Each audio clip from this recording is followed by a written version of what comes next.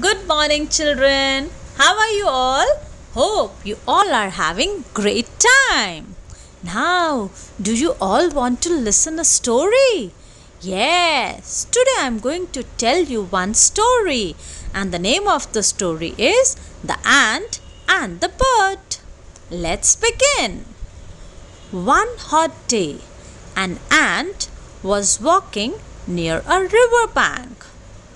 The poor ant lost its balance and fell inside the water. The bird was sitting on a tree and it saw the poor ant.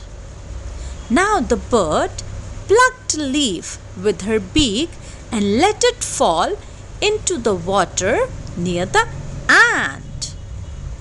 Slowly the ant climbed onto that leaf and it was saved.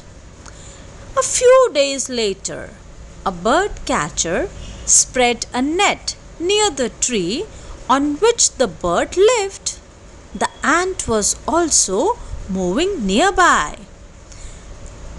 The ant bit him on the foot. The bird catcher threw the net down and the bird flew away. So, children, you saw how the little ant saved the bird in return of the help which bird lent to that ant. And now you all open your book page number 51.